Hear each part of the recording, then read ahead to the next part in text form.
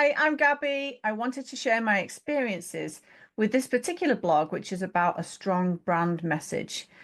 So, why it matters more than you think. The thing is, you and your message are what actually attracts clients.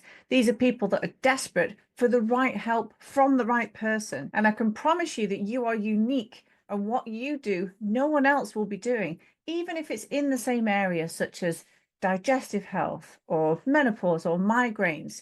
You are completely unique, but you have to stand out. So you have to have a strong brand message. And to do that, you need to nail down your niche. For me personally, this was quite a revelation. I'd always worked in person, one-to-one, in a physical clinic. When Desiree and I got together and we created Your IBS Solution, an online program, the marketing message was so niched into the IBS category. And one thing that we found is the more specific you are, the more your ideal clients will feel like you're speaking just to them. And think about what it is that gives you your unique value. When I first started my clinic, for example, I use a bioresonance machine, an EAV machine. Well, no one else in my area was doing that. So it was completely unique, very different. I also do live blood analysis, and that is what gives the unique value. But think about what brought you to this point. Have you had personal health struggles, for example? Have you had a family member or a loved one that has experienced something of difficulty and that you've been able to help them? Or that's been your driver, your actual passion. So it isn't just a story. It's actually proof that what you're doing actually works. And people can see themselves in that, and so they resonate with it. So think about what your process is, and you can think of this in terms of pillars. So for example, we have digest. So a deep dive into the health concerns, we investigate, we get clear on the different systems that are out of balance, we evaluate, we structure, we test, etc. So that's the methodology. So think about what your process is and why that's better than what's already out there by the medical profession, for example. What your clients really love is, well, simplicity, clarity, but they love results, of course. They're not really bothered about how to get there with those results. They just want to feel well. And there's always that concern, but hang on, other people do the same thing as what I offer. Maybe they do, but not in exactly the same way. You are completely unique. So no one's going to do it like you, and no one's going to put across in the words the way that you do. This is unique to you, and people will really resonate with your energy. So, they're not looking for someone that's just general in what they do. They're looking for someone that makes them feel seen, heard, and understood. And really, that is your uniqueness. So don't let that little voice in your head think, well, who am I? That's called imposter syndrome. You are their guide. You are the person that's going to take them on the step-by-step process for them to be feeling well. So focus on what brought you to this area of health that you're going to specialize in. Why is it that you're different? What is it that you do? And think about how you're going to come across. What is your personality? What are your biggest traits? What is it that all your friends love and say about you? When it comes to your branding, you're not going over those 3 to 5 years of training that you had. This is about talking in somebody's language so they understand. If they're saying that they feel really bloated and moody and brain foggy, use the same words that they're using. Desiree and I have what we call the gold document. And this is where we've gone into different platforms and we've used the exact words that our clients are saying about their IBS. And we've put all of them into a document. And so in all of our marketing, we use the exact phrases that people use because it resonates with them. It's how they're experiencing it. So speak about the impact that the condition is having on their life. What can they no longer do because of the way they're experiencing that health concern? Because when you reflect their struggles back to them in plain, relatable language, they'll feel seen, heard, and understood.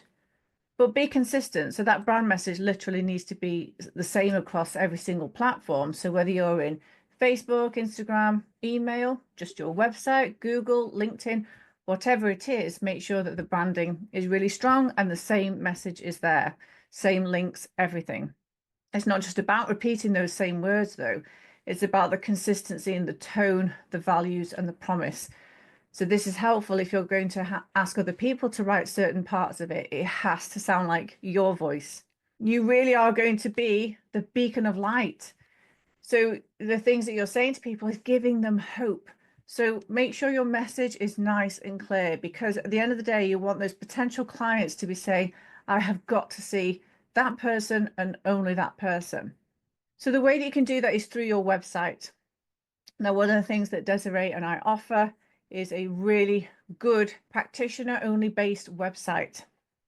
And we template this out with the exact types of words to be saying on there. But basically, just on your homepage, start with that bold statement, who it is that you actually help. Because when your potential clients land on it, they're not going to want to read lots and lots of information about you and what you do. They want to know, am I in the right place? Is this person actually able to help me? Who is it that they specialize in helping? And the about page, funnily enough, isn't about you. They need to be able to see themselves in your particular story. So use relatable language. And then always make sure that you actually have that call to action, maybe a discovery call, or maybe guide them towards your bigger offer. Think about your social media and the types of things that need to be on there that's both going to support them, educate them, but not just there to give free information. And instead, it's about that call to action and helping people to realize that you're the person that's there to actually help them. Emails are a great way of keeping in contact with people, and you can offer a little bit more information. You can also direct them maybe to something like your blog that holds more information about how you can best support them. Usually these are nice quick wins that people can try and see what happens in terms of their symptoms. The discovery call is great because you can frame this so that the discovery call is a real opportunity for them to dive into what's not been working for them, what they envisage for their life, what's holding them back, and the steps that they need to take in order to get to their ultimate goal. Now, there are times you absolutely need to stand out. This is not being salesy in any way. This is a time that you are shining and guiding people, and you do this during a launch. So if you're launching something like a new program, make sure that the message that you're giving is loud, clear, and very focused on the outcome that the client will actually achieve from joining your program or your bigger offer. It's really normal to feel, I don't want to get on social media. Who am I? Why will anyone listen to me? I look terrible on camera. I can promise you no one cares. When you have the right message and you're saying it loud and clear, people start to listen. But the first thing is just start small. Just do that very first post and you'll start to get comfortable with it. But you might never really get to that point where it comes naturally. You might always have to challenge yourself. But I would say that's okay to do. At this point now, I've probably given around 1,000 talks. There's not one time that I've done it that I don't feel sick beforehand. I get very, very nervous. I give talks in person with a lot of people around. I don't feel great for doing it, but afterwards you get that amazing high. Sometimes you've just got to push yourself. And you can talk about things in terms of a structure. I used to struggle with whatever that specific issue may be, chronic migraines, IBS, etc. It was holding me back from spending time with a family or heading out for the day. But I discovered your IBS solution, and now I help others do the same. So remember, keep it nice and succinct in what it is that you do. Make sure that you stand out. And, clients trust you faster, you become the obvious choice, and you attract the right people when you're very clear in that messaging. And you're building connection, you're creating trust, and you're becoming the leader, the beacon of light, that lighthouse. And people will actually start to take note, listen, and follow you. So it does take courage to do this. It doesn't happen naturally. I do have some great strategies for you. I've created Secrets to a Thriving Practice, which is broken into 3 areas: how to actually attract clients through the door in the first place, how to have natural consultations that ensure that that client refers 3 to 5 others, and things that you can do afterwards to support the client in the most effective way, the most strategic way, and so that they see results and you see results as well. So if you're interested, then do click on Discover More and learn about Secrets to a Thriving Practice.